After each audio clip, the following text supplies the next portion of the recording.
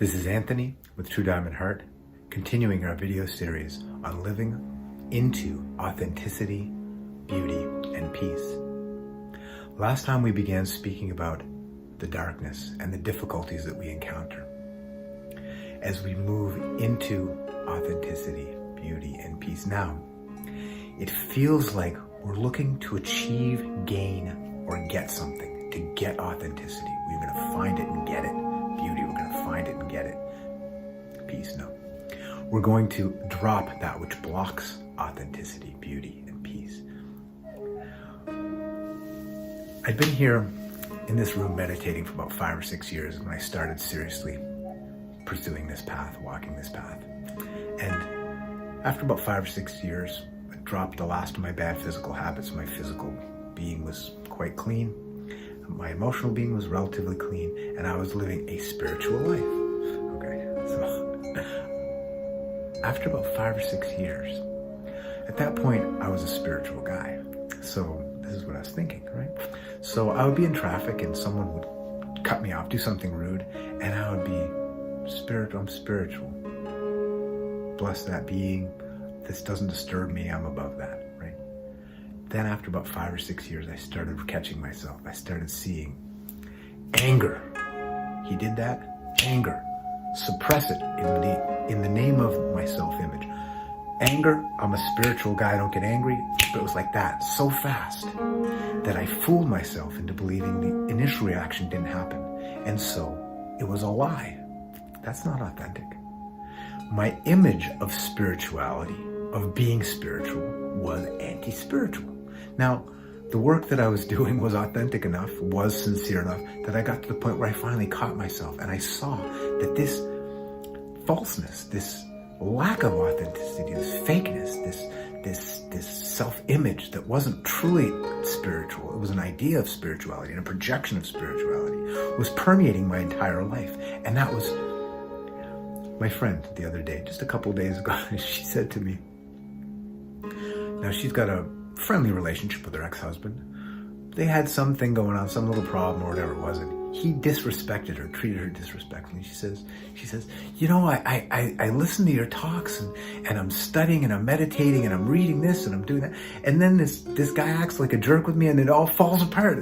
And I said, and she was like, oh, I feel like I'm not. I said, no.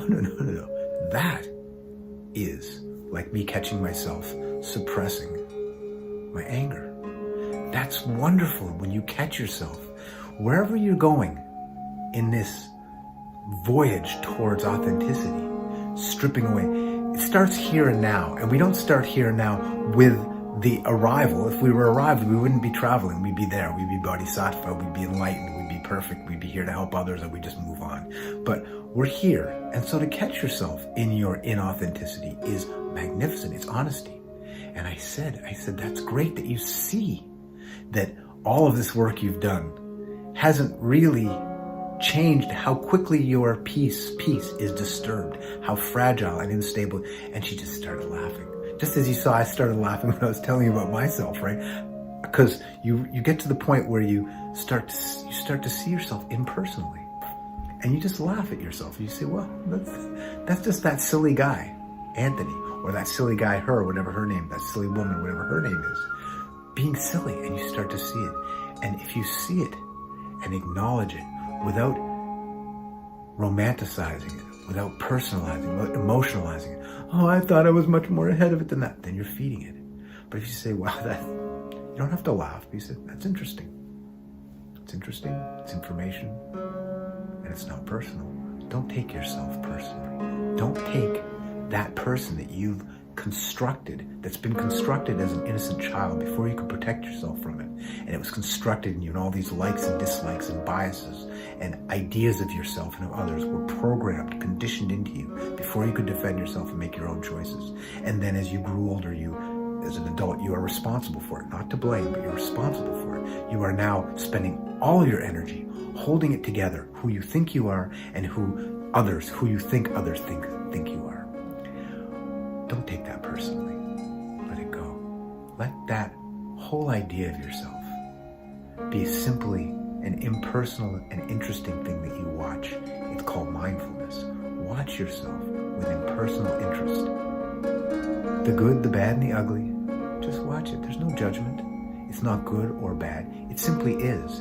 And awareness, actually seeing, honestly seeing without judging, without secondary emotionalizing, secondary reactions, that is the light that starts to dissolve the darkness of inauthenticity, reveal the beauty and the peace that is the actual underlying condition. Any vaguely well cared for child is with magnificent beauty and authenticity.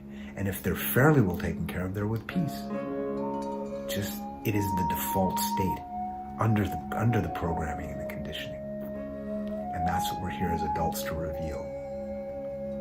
So do your work through the darkness. You can see the darkness that you're carrying. It's not a judgment. It doesn't make you any less or more valuable. Now that I carry phenomenally less darkness than I carried 10 years ago or 15 years ago, it doesn't make me a better person. It makes me more useful. I'm shedding light. The seeds that I spread now are more seeds of light, not seeds of darkness. I'm a much more fulfilled and fulfilling person. But intrinsically, my intrinsic value, no being has any more intrinsic value than anyone else. That's an idea. I am more valuable because my car has this on it, or because I do that job, or because I am this gender or that political affiliation. It's insanity. Being is its own value. We are each imbued with, just endowed with by birth, by definition, infinite value. That's what it is. So don't judge. Don't judge yourself as good, bad, or ugly. You will. As you reveal your authenticity, you will know that you are living a good life, a better life, a more productive, authentically useful, responsible, service and responsible, able to help self and others in real ways. You'll know it, but you'll lose more and more that identification with that's who I am, the person that's helping the other person. More self-identification. You simply are. And as you reveal and strip away and go through the darkness and the difficulty, because there's a lot of tears and a lot of anguish in this process. But as we go through it and we reveal the truth, we start to feel magnificent and we start to be magnificent, reveal the magnificence that is. And it will take care of itself. It will happen on its own as we do the work of being honestly investigative, doing our homework, our stillness practice, being honest about what it is that we've believed about ourselves and projected about ourselves. And other people won't fool you anymore. They won't, because it's not personal anymore. They can only fool you when you want something from them. You can only fool yourself when you want something from yourself. That's true. You can only fool yourself when you want something from yourself. What do you want from yourself? You have it all once you stop trying to be something you are not, as do I. We'll see you soon for more on living into authenticity.